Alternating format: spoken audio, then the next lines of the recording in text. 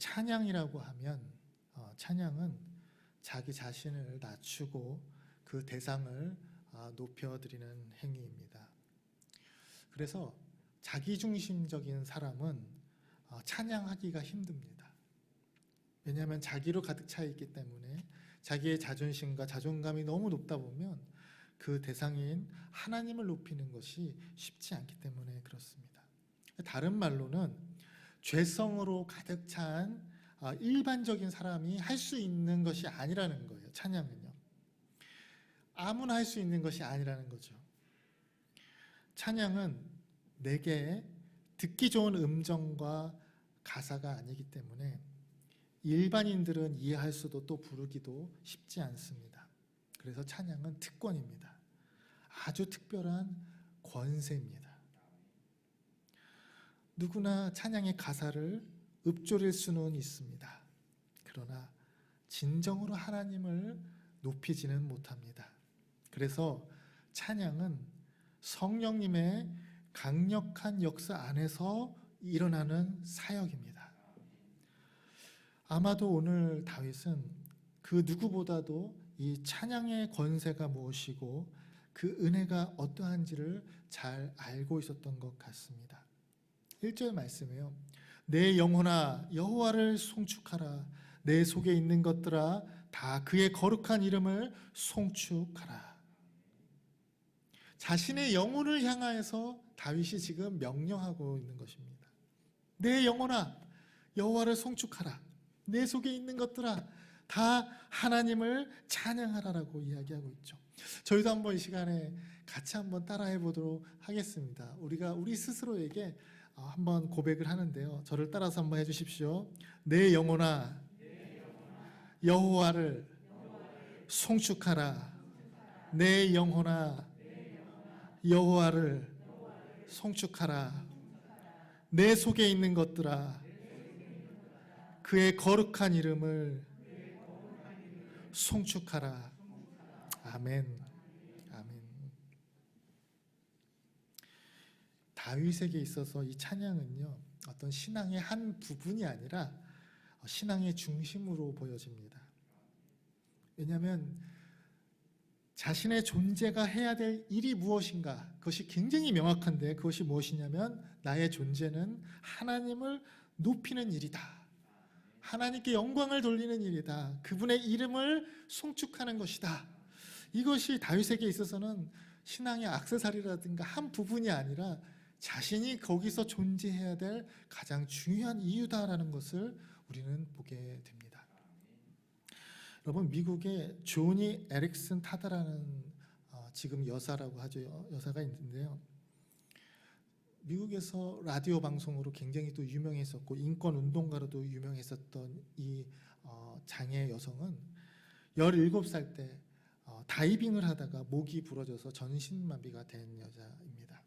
그러니까 아버지가 올림픽의 레슬링 선수였고 굉장히 체격도 좋고 이 딸도 운동을 너무 좋아해가지고 바닷가에 갔다가 다이빙을 했는데 바다가 너무 낮은 데를 못 보고 다이빙을 하는 바람에 목이 그만 부러지게 된 것이죠. 어깨, 목 이하로는 전부 다 움직일 수 없는 어떤 상황이 되었고 오른쪽 팔만 좀 이렇게 움직이는. 그래서 병원에서 혼자서 17살 된 여학생이 정말 죽기만을 바라보면서 그렇게 낙담하고 원망하고 있을 때 한 전도자가 와서 고백을 합니다. 하나님이 당신을 사랑하십니다 라는 이야기를 해요. 그 이야기를 듣고 제일 먼저 든 생각이 이렇답니다. 이게 하나님이 사랑하시는 건가? 이게 하나님이 나를 사랑하시는 건가? 그 이후로도 끊임없이 하나님을 원망하고 2년 3년을 있는데 어느 날 이런 기도를 하게 됐다라는 거예요. 하나님, 이런 몸이라도 쓰임받을 수 있다면 하나님을 원망하지 않고 찬양하며 살겠습니다. 그런 기도를 하고 있는데 그런 기도 중에 한 가지 깨달은 사실이 있다라는 거예요. 그것이 무엇이냐? 내가 내 입술을 움직일 수 있네? 라는 거죠. 그리고선 그 입술로 연필을 물고 그림을 그리기 시작을 합니다. 그 그림이 아주 유명해지고 알려지기 시작을 해서 유명 볼펜 회사에서 광고 모델로 제의가 들어오기도 합니다. 그 여인은 그때부터 많은 사람들에게 알려지고 많은 그림들이 팔려나가기 시작을 하는데요. 특징이 하나 있는데 바로 조니 에릭슨 타다가 그린 그림에는 항상 이니셜에 PTL이라는 글자가 새겨져 있다는 것입니다. 어떤 광고를 나가도 그 광고 밑에는 PTL이라는 글자가 들어가는데요. 그것이 무엇이냐? 바로 Praise the Lord. 주님을 찬양하라. 그것의 이니셜을 자신이 어떤 일을 하든지 간에 그곳에다 새겨 놓았다는 것입니다. 그 후에 그녀는 복음 전도자로 또 장애인을 위한 인권 운동가로 미국 사회에 큰 영향을 끼치고 있습니다.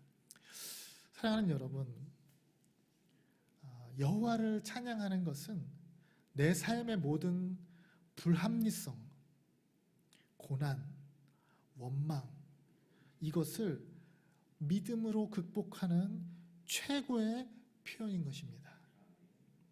그래서 이런 일들을 보게 될 때 우리는 신앙인으로서 큰 감동과 믿음을 가지게 됩니다. 이 조니 에릭슨 타다가 최근에 코로나에 걸리게 되었는데 장애인이다 보니까 숨쉬기가 너무 힘들어서 일반인들과는 다르게 굉장히 어려운 시간을 겪었는데요. 이 여인이 그 고통 가운데 다시 하나님을 만나는 그런 간증을 잠깐 여러분에게 소개하고 마저 진행하도록 하겠습니다. You know, I've been struggling with COVID, and I thank you for praying me up and out of it. Although, I don't know, maybe you can tell my lungs are telling me I'm not quite in the clear. Being a quadriplegic, it was so hard to breathe, especially at night in bed. And when I was told I had COVID, I thought, this is a death sentence. But my disability had already taught me how to carry even this cross. For when I trusted him to see me through, even if it did, yes, mean death, when I gave it all up to him, I could feel God take gentle, firm possession of this strange affliction and begin to do a work in me. It was as though the Lord pressed me. Johnny, do you believe me that I will never leave you or forsake you? That I am your ever-present help in this trouble? That doubting me only makes things worse? Do you believe my grace is sufficient? Whether I take you home or assign you to remain? Do you trust me? And in the dark, in bed, I cried out, yes, Lord, I believe. And then in the ensuing hours and days, I felt this wonderfully odd calmness and almost indifference to how much it might hurt or how it would end. And I felt perfectly still under the hand of God. He pulled me close into a shelter, and I felt myself resting in the shadow of the Almighty, and it felt blessed. G.D. Watson once wrote, he said, when the suffering soul reaches a calm, sweet carelessness, when it can inwardly smile at its own suffering and not even ask to be delivered, then it works its blessed ministry. Then the cross you carry begins to weave itself into a crown. When we give our suffering over to God and sink ourselves into his will, he will make every pain work its divine purpose in our lives. I trust my words are helpful to you today. If your suffering is to you a complete mystery, I pray you'll embrace God with willful thanks, finding hope in your hardships. Oh, and one more thing. While in the ER receiving first-class care from a hospital that doesn't know Johnny, I looked around and I kept shaking my head, thinking of the millions of people with disabilities here in the U.S. and around the world who lack that kind of access to medical care, and even worse, who don't know Jesus. And so I can't keep this message to myself. Please, won't you help me share it with thousands of other people who are suffering, especially people with disabilities? And will you join me and the Johnny and Friends team in helping other people with disabilities find this hope? this hope in Jesus. Help them weave their cross into a crown.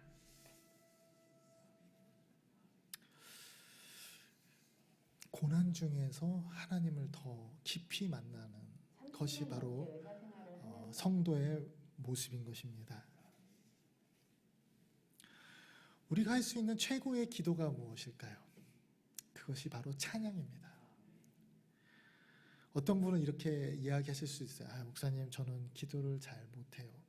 여러분, 그건 오해입니다. 기도는 내 요구사항을 명확하게 또 간결하게 표현하거나 멋들어지게 하는 것을 의미하는 것이 아닙니다. 기도는 마음을 잡고 하나님을 설득해서 내가 원하는 것을 얻어내기 위한 그러한 고난과 투쟁의 시간도 아닙니다. 기도는요, 그러한 것이 아니라 정말 기도가 어렵다고 느껴지시는 분은 오늘 다윗처럼 한번 기도를 해보십시오. 처음부터 끝까지 하나님을 찬양하는 것입니다. 여러분, 기도의 목적 자체를 하나님을 높여드리는 것, 하나님을 송축하는 것으로 바꿔보십시오. 그것으로 삼아보십시오. 여러분이 진정한 기도의 능력을 체험하게 되실 것입니다. 우리가 또 한 가지 오늘 이 시간에 살펴보아야 될 것은 무엇이냐면, 다윗이 자기 자신에게 강권했다는 사실입니다. 명령했다는 사실이에요. 선포하듯이 말하고 있다는 거예요. 속으로만 간직하고 있었던 것이 아니라 입술로 자기 자신에게, 자신의 영혼에게 내 영혼아 라고 선포하면서 여호와를 송축하라라고 강권하고 있다는 거예요. 왜요? 왜 그럴까요? 왜 선포하고 강권하고 말로 이야기할까요? 우리의 선포의 능력이 있기 때문에 그렇습니다. 여러분, 어떤 분들은 착각하시는 분이 있어요. 말의 능력이 있다, 긍정적인 생각의 능력이 있다. 그래서 유튜브라든가 많은 것들을 보면 긍정적인 사고, 말, 그것이 인생을 변화시킨다라고 이야기하지만 성경은 그렇게 이해하고 있지 않습니다. 말이 사람을 변화시키는 것이 아니고요, 그 말을 들으시는 하나님이 그 사람을 변화시키는 겁니다. 하나님께서 민수기 14장 28절에 이렇게 말씀하십니다. 여호와의 말씀에 내 삶을 두고 맹세하노니 너희 말이 내 귀에 들린 대로 내가 너희에게 행하리니. 무슨 얘기입니까? 가나안 땅을 정탐하고 돌아온 사람들이 사람들 사이에서 막 이야기한 것이 아니라 각자 자기 집에 가갖고 회막에서 한 얘기예요. 아주 프라이빗한 개인적인 이야기예요. 이렇게 가지고 우리가 살 수 있겠나, 이집트로 돌아가는 게 낫지 않았겠냐라고 원망한 내용이에요. 그런데 여호와께서 뭐라고 하십니까? 여호와의 말씀에 내 삶을 두고 맹세하노니 너희 말이 내 귀에 들린 대로 내가 너희에게 행하리니. 하나님이 듣고 계셨다는 거예요. 그렇다면 우리의 선포, 우리의 기도, 우리의 명령 강권에는 사실 우리의 말 자체의 능력이 아니라 그 말을 누가 듣고 계십니까? 하나님이 듣고 계시기 때문에 들으시는 그 하나님이 판단하시고 그대로 역사하시는 것입니다. 신약성경의 마태복음 8장 5절 이하에 보면은 백부장의 하인이 병들었을 때에 예수님께 찾아오죠. 말씀만 하옵소서 내 하인이 낫겠사옵나이다. 예수님께서 그렇게 말씀하시고 낫게 됩니다. 이 말을 누가 들은 거예요? 예수님이 그 말씀을 들으니까 그 하인이, 백부장의 하인이 낫게 된 것 아닙니까? 모든 역사는요, 우리의 말은 그 말 자체의 능력이 아니라 그 말을 들으시는 하나님의 능력이 그의 삶의 역사를 일으키게 하는 것입니다. 우리의 말과 고백을 듣고 계시는 분이 계십니다. 우리의 원망도, 찬양도, 탄식도, 기도도 다 듣고 계십니다. 그것을 들으시고 판단하셔서 나와 여러분의 삶에 하나님께서 심판하시고 또한 복을 주시고 역사하실 것입니다. 또 이렇게 찬양하고 기도하는 것이 어렵게 느껴지는 부분이 하나가 있습니다. 그것은 무엇이냐면, 제가 너무 죄가 많고 부족해서 합당하지 않아서 하나님의 은총과 그 기도의 응답을 받기에는 감당치 못하겠습니다 라는 생각을 하고 있을 수도 있습니다. 얼핏 들었을 때는 아주 양심이 있는 고백이고 자기 자신을 낮추는 말처럼 들리지만, 다른 한편으로는요, 내가 어떤 존재인지를 모르는 거고 하나님이 어떤 분이신지를 모르기 때문에 그런 것입니다. 오늘 말씀 8절부터 14절까지의 말씀을 제가 읽어드리도록 하겠습니다. 여호와는 긍휼이 많으시고 은혜로우시며 노하기를 더디하시고 인자하심이 풍부하시도다. 자주 경책하지 아니하시며 노를 영원히 품지 아니하시리로다. 우리의 죄를 따라 우리를 처벌하지는 아니하시며 우리의 죄악을 따라 우리에게 그대로 갚지는 아니하셨으니 이는 하늘이 땅에서 높음같이 그를 경외하는 자에게 그의 인자하심이 크심이로다. 하나님의 인자가 얼마나 크냐. 하늘이 땅에서 높음같이라고 얘기하고 있어요. 우리가 생각하는 그 하늘은 여기서 보이는 이 하늘이 아니라요, 우주라고 생각을 해보세요. 땅에서 그 우주의 끝까지, 이거는 측량할 수 없다는 얘기예요. 하나님의 인자하심은 측량할 수가 없다. 12절에 동이 서에서 먼 것 같이 우리의 죄가를 우리에게서 멀리 옮기셨으며, 여러분 동과 서 아무리 가도 만날 수 없습니다. 무한대라는 거예요. 절대로 한계가 있지 않은 것이 동과 서의 길이겠죠. 하나님이 우리의 죄가를 동이 서에서 먼 것 같이 옮기셨다. 하나님의 인자가 그러하다. 13절에 아버지가 자식을 긍휼히 여긴같이 여호와께서는 자기를 경외하는 자를 긍휼히 여기시나니. 그러므로 하나님의 인자하심이 얼마나 크고 하나님의 은혜가 얼마나 크고 하나님이 우리의 죄가를 멀리하시기 위해서, 없애기 위해서 하셨던 그 은혜와 그 측량할 수 없는 그 사랑이 얼마나 큰지를 모르면 우리는 하나님 앞에 갈 수가 없는 거예요. 왜요? 심판받고 두렵고 정죄당하기 때문에 갈 수가 없는 거예요. 그러나 우리 하나님의 인자하심이 이렇게 크다면 우리는 나아갈 수가 있다는 것입니다. 그리고 우리 자신을 봐야 되는데 14절에 이렇게 얘기합니다. 이는 그가 우리의 체질을 아시며 우리가 단지 먼지뿐임을 기억하심이로다.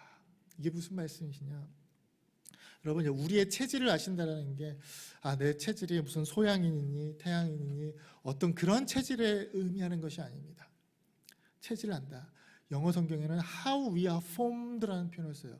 어떻게 우리가 만들어졌는지를 안다라는 거예요. 하나님이 우리를 어떻게 만드셨습니까? 먼지들을, 흙을 모아서 사람의 형상을 만들고 거기에 생기를 불어넣으셨습니다. 우리는 그렇게 만들어진 존재예요.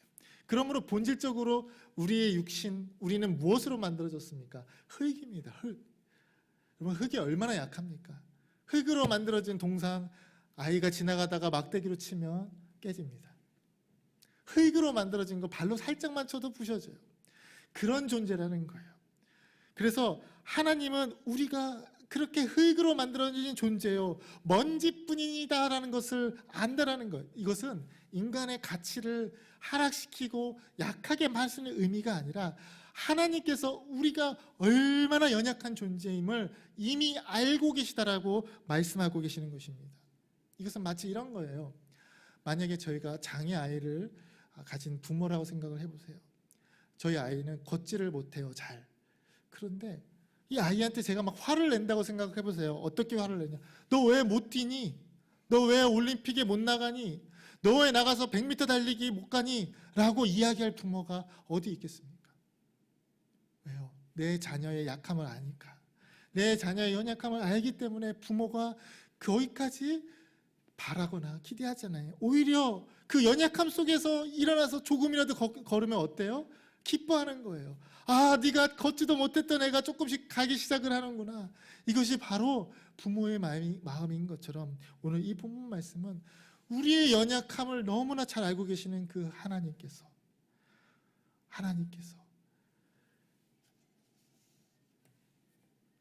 우리에게 그 인자와 그 사랑으로 우리를 대하고 계시니 우리가요 그 은혜와 그 사랑 안에서 얼마나 큰 평안과 기쁨을 누릴 수 있겠는가.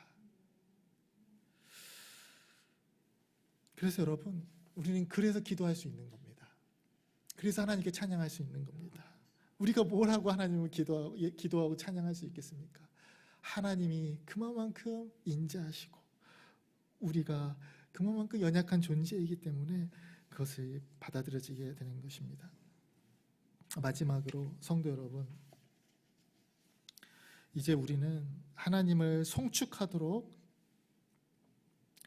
자기 자신을 강권하고 기도하며 나아가는 훈련을 해야겠습니다. 이것이야말로 경건하고 거룩한 삶을 사는 것입니다. 디모데전서 4장 5절에 이렇게 이야기하고 있습니다. 하나님의 말씀과 기도로 거룩하여 지민이라. 그리고 어떻게 거룩해지나요? 많이 씻는다고 거룩해지는 거 아니잖아요. 진정한 경건이란, 거룩함이란 어떤 상황 속에서도 하나님을 원망하지 아니하고 그분을 송축하고 기도하는 것임을 기억하면서 이번 한 주간 하나님의 축복과 은혜를 누리는 한 주가 되시기를 주의 이름으로 부탁을 드립니다.